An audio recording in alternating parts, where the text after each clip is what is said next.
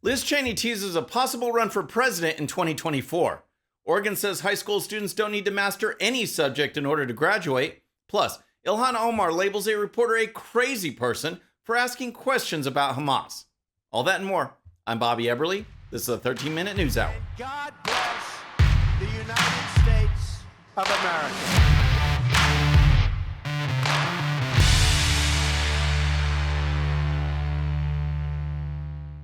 Okay, friends, welcome to the show. Happy Monday. I hope you had a great weekend. If you're new to the show, thank you so much for tuning in. We're going to start with Liz Cheney. Yep, she's still around. And not only is she still around, she was hitting all the Sunday shows this weekend and taking every opportunity to bash former President Trump and to tease her own possible run for President of the United States in 2024. The establishment, or swamp, which is not limited to any one particular party or even limited to Washington, D.C., is the single biggest roadblock we have to advancing a truly conservative agenda. Just take a look at this clip from Democrat Representative Jamie Raskin, who was asked on MSNBC about his pick for a Speaker of the House. One of the things that I've said from the beginning is Liz Cheney would be a perfect choice herself. She was the chair of the Republican conference. She was the number 3 Republican for several years while we were here, a very conservative Republican, but she believes in the constitutional order, and so we trust her.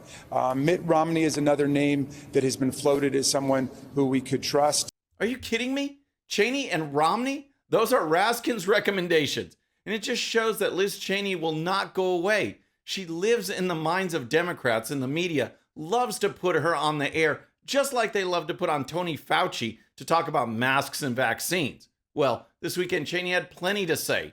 Here's one exchange in which Cheney was asked on CBS's Face the Nation about her plans to run for president. When will you make a decision about whether you want to run for president of the United States? Well, what I am doing right now, what I will continue to do, is very much focus on making sure that we get people elected at all levels who are serious, people who believe in the Constitution. I think we're at a moment in this nation where we certainly have seen we face significant threats internationally. Within my own party, I don't even know if I should call it my own party, within the Republican Party right now, the extent to which you're seeing people suggest that we should abandon Ukraine, which essentially is surrendering in this battle between freedom and tyranny.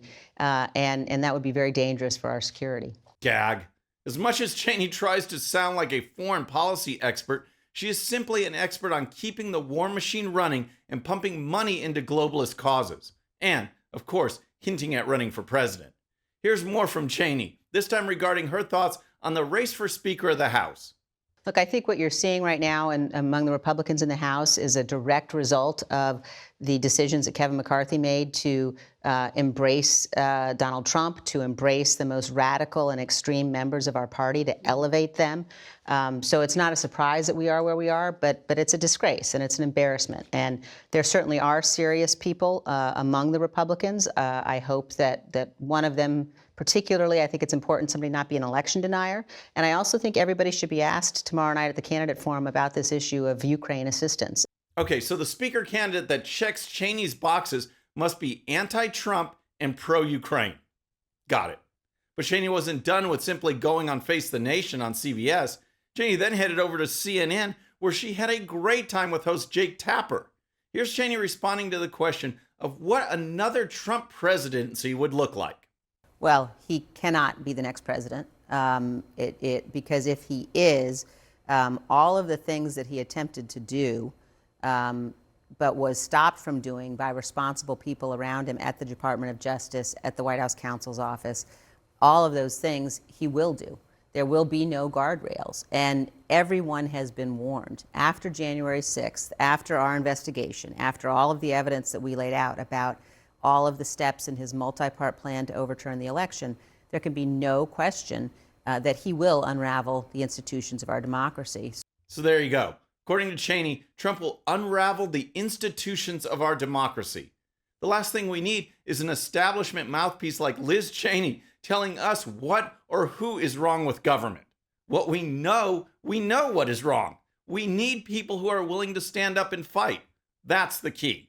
All right, next let's talk about education in Oregon. But first, if you're new to the show or haven't subscribed yet, regardless of platform, just search out my name, Hit that subscribe button. Make sure notifications are turned on. That way you can follow the show and help us grow. Okay, next let's talk about what's going on with Oregon government-run schools. Because around the country, you see education getting replaced with indoctrination and division. Now, Oregon high school students won't need to show mastery of reading, writing, or math in order to graduate, because apparently the current standards are racist. Imagine that. Here's the story.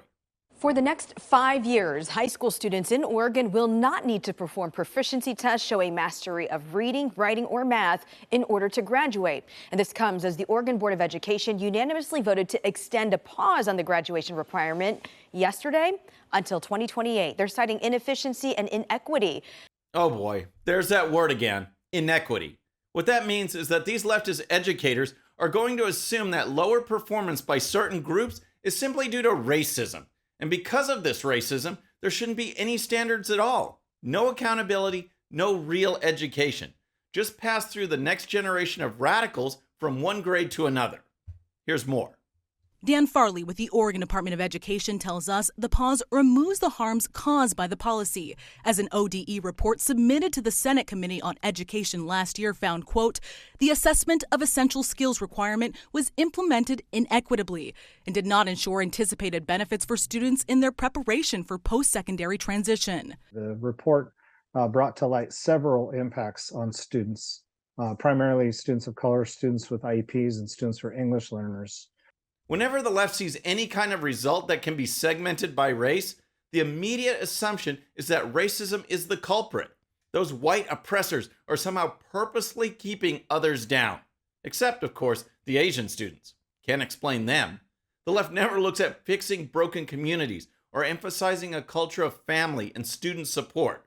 No, that would go against the Marxist ideology of tearing down society.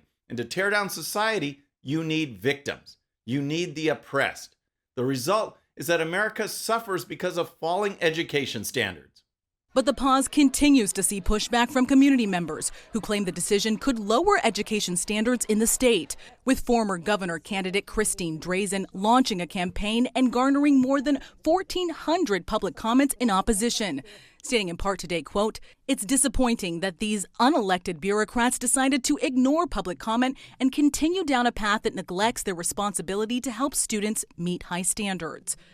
Well, at least some people are fighting back. Some people care about education and not left-wing indoctrination. But as long as those on the left are in control, the battle for our children's future continues. All right, next let's talk about Representative Ilhan Omar, because she recently called a reporter a crazy lady. And why? Because the reporter was asking questions about Israel and Hamas.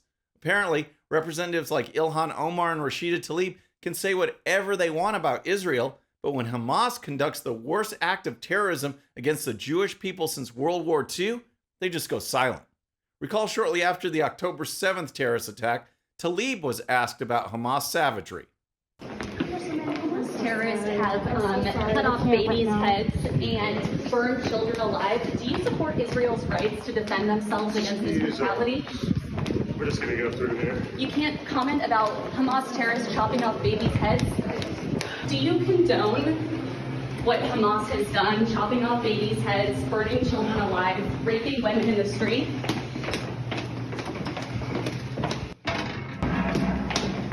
You have no comment about children's heads being chopped off? And now, just the other day, a similar encounter occurred with Ilhan Omar and a reporter. Why is it so hard for Omar and Tlaib to denounce rape, murder, and beheadings? Hi, Congressman, you called for a ceasefire. Are you okay with Hamas terrorists continuing to exist? Do you think that Israel should just lay down their arms and not try to get the hostages out of Gaza? How can Israel have a ceasefire with terrorists whose entire mission is to wipe out their existence? You're blocking the elevator. How can they have a ceasefire if they're trying to wipe out this crazy lady? Don't worry about her. Ignore this crazy lady. Don't worry about her. That crazy lady was a reporter asking questions. And not only does Omar refuse to answer, but she then calls out the reporter as a crazy lady. But hey, given the chance to blast Israel, Omar has absolutely no problem speaking out. Israel has dropped more bombs in the last 10 days than we dropped in a whole year in Afghanistan. Where is your humanity? Where is your outreach? Where is your care for people? Where is your humanity, Ilhan Omar? Where is your caring for people? On October 7th, Omar put out a statement condemning Hamas, yeah, right, but called for an immediate ceasefire, like Hamas gets a one-off, but Israel doesn't get to retaliate. Both Omar and Tlaib also spread the obviously false propaganda that Israel bombed a hospital in Gaza. That's right, she spread Hamas propaganda without once pausing and thinking, hey, the terrorists are saying something. Maybe it's false. The real question we should be asking is how someone so pro-terrorist and anti-American can be a member of Congress. All right, next here are some rapid-fire headlines from around the country. First, here's a quick update on the race for Speaker of the House. After the GOP conference voted to remove Jim Jordan as their Speaker nominee, the race is wide open, and currently 9 House members have announced their campaigns to become Speaker. A candidate forum will be held Monday evening with the desire of having a full House vote on Tuesday. One note, Republican Representative Mike Flood is circulating a unity pledge for the GOP conference, basically urging members to support whomever the GOP conference supports. My question is, where was that pledge when Scalise or Jordan was the nominee? Now, we are likely to get some establishment guy, and there comes this pledge for unity. All right, next, the crisis at America's borders are in the spotlight as the fiscal year 2023 came to an end on September 30th. In that fiscal year, as reported by the Center Square, 736 known or suspected terrorists were apprehended at the border. 736. This number is the highest in the history of the country. Of course, this number does not account for the possibility of other known and suspected terrorists who got away and disappeared into the country. It's estimated that since Biden came into office, 1.7 million people illegally crossed the border and got away. No record, no details, nothing. Now, how many of that 1.7 million were drug dealers or gang members or human traffickers or terrorists? If only 1%, then that's still 17,000 people. 2023 was the worst year on record for illegal migrant apprehensions. Remember when Biden, Mayorkas, and the media tried to say that it was just a seasonal problem? Right, a seasonal issue that has lasted 3 years. And finally, when so many states are going off the deep end and changing the wording of state policies and procedures to be more woke, Arkansas Governor Sarah Huckabee Sanders is doing the opposite. You've heard about these changes where instead of mothers, you have birthing person, or words like non-binary or some other nonsensical word is added to gender descriptions. Well, the Arkansas governor is banning all of that, saying at a recent press conference that according to the left, women have taken a back seat to political correctness, adding that the left is using nonsense words to erase women and girls. Great job, Governor Huckabee, that you're doing your part to return some sanity to government. Friends, that's our show for today. I hope you enjoyed it. And remember, today's show's one sheet is available to Patreon supporters using the link in the description. The one sheet gives you the links to all the videos and stories used on today's show, so you can dive even deeper into each issue. And with that, our next show will be Wednesday evening at the usual time. Until then, I'm Bobby Eberle. This is a 13-minute news hour.